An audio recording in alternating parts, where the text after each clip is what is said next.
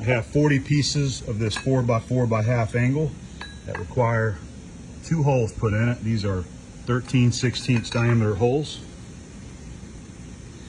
And what I am using to do this job is my Tungalloy tongue force rec 1/2 inch end mill there.